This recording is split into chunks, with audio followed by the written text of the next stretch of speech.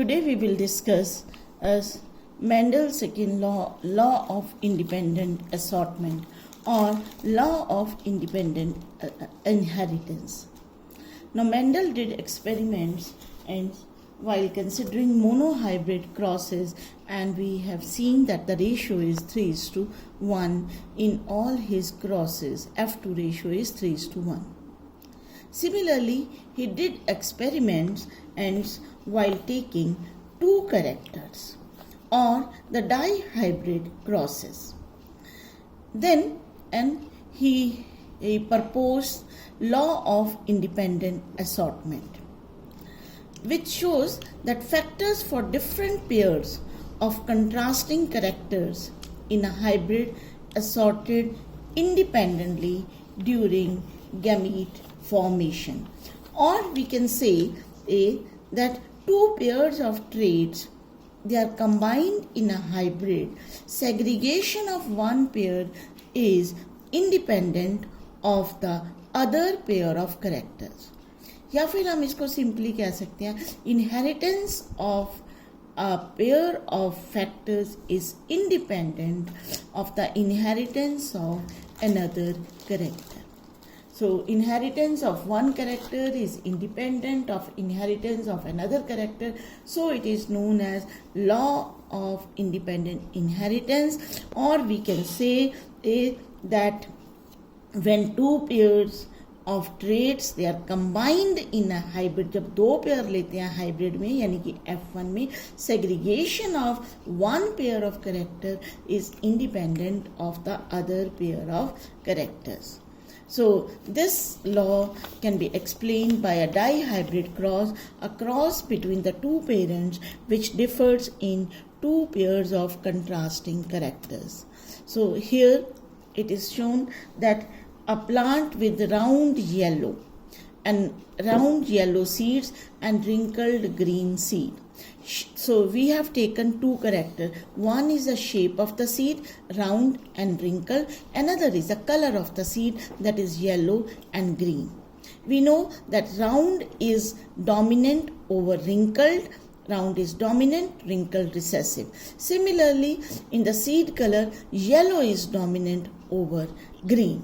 So that is why हमने उसकी जो रखी हैं सिंबल राउंड के लिए capital R, capital Y. So round yellow dominant. So this is homozygous as round yellow, and wrinkled and green they are recessive. So it is always homozygous. Recessive तो हमेशा homozygous हो तभी character आएगा.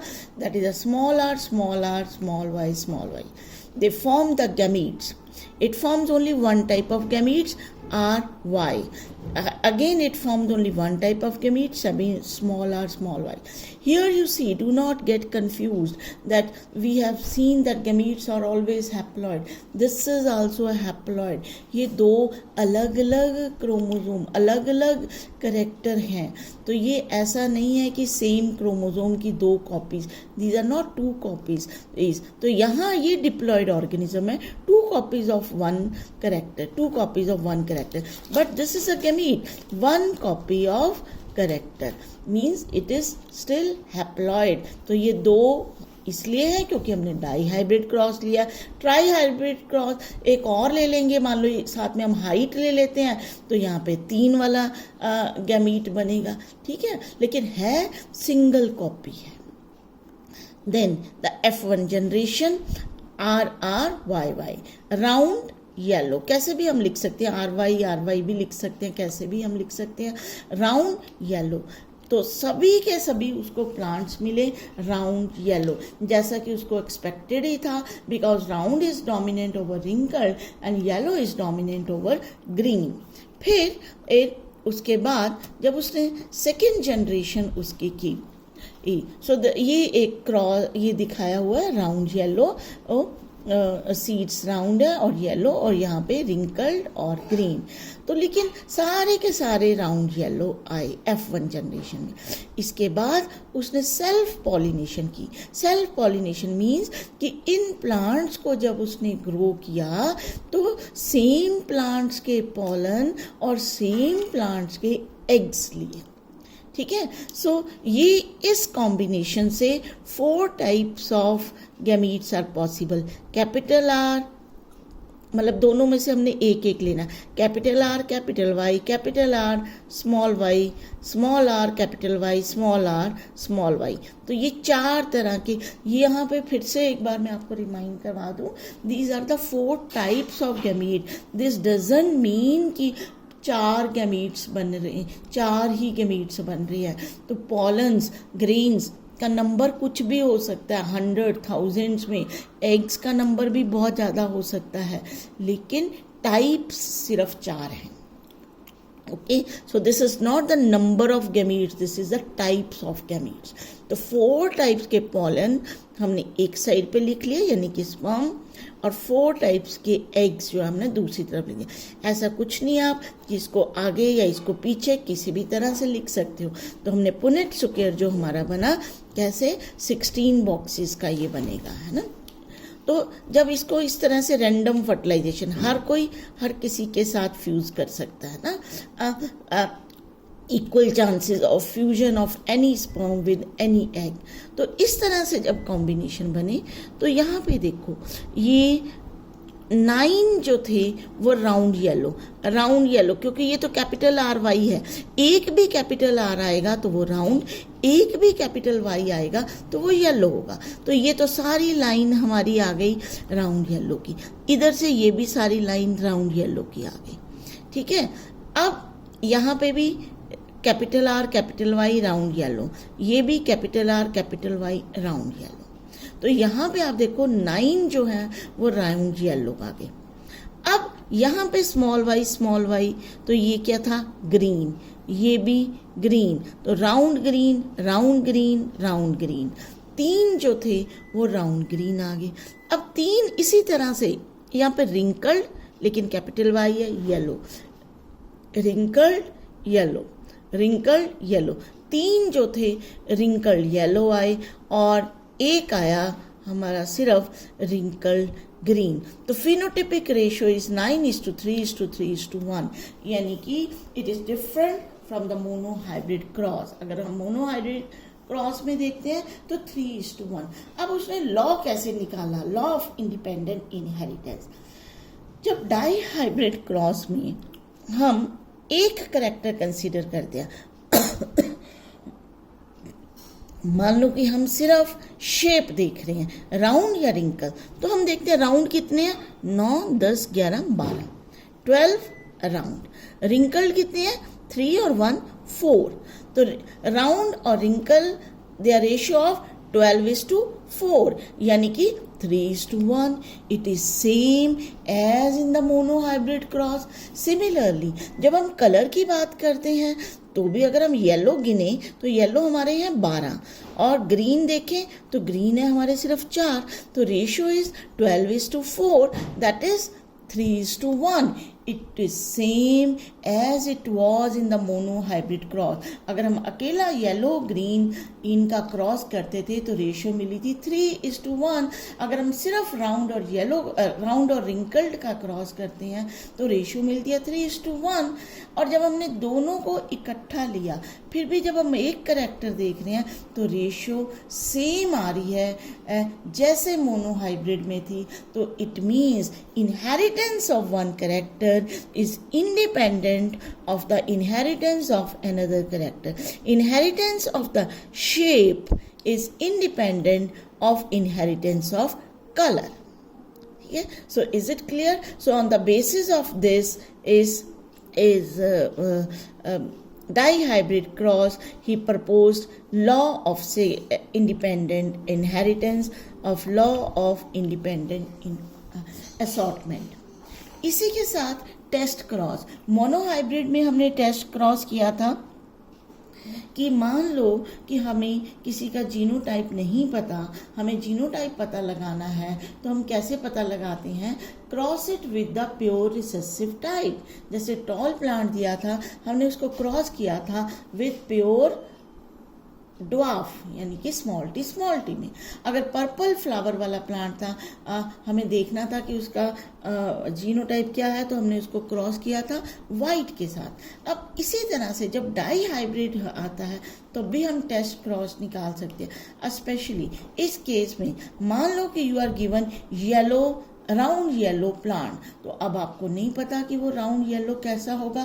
Capital R capital Y है, या capital R capital Y small Y है, या capital R capital Y है। कैसा राउंड येलो है, आपको जीनोटाइप उसका नहीं पता कि वो होमोजाइगस है हेटेरोजाइगस। हाँ, अगर आपको कोई बताए कि ग्रीन रिंकल का जीनोटाइप है तो आप 100% श्योर है, it is always small Y, है ना। लेकिन अगर डोमिनेंट का है तो हम श्योर नहीं है कि होमोजाइगस में भी हो सकता है, हेटेरोजाइगस में भी हो सकता है, तो उसके लिए भी हम टेस्ट क्रॉस करते हैं।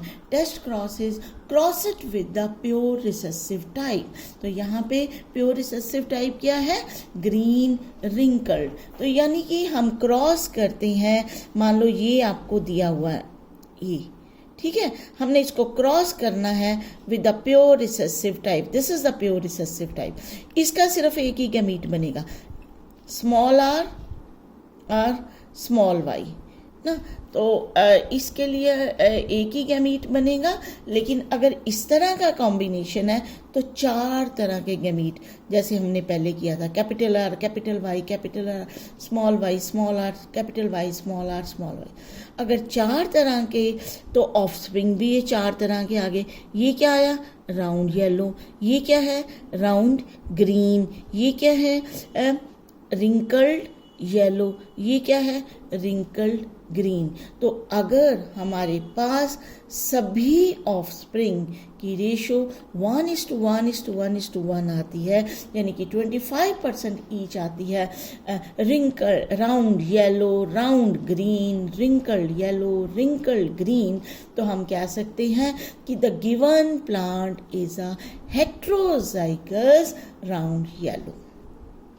और मान लो ये होमोजाइगस होता, कैपिटल आर कैपिटल वाई होता, तो हमें एक ही तरह का सारे के सारे कैसे बनने थे, यही बनने था, उसका गैमीट सिर्फ यही होता, तो सिर्फ ये कॉम्बिनेशन बनता कि अगर 100% राउंड येलो है then the given plant is homozygous round yellow. अगर 25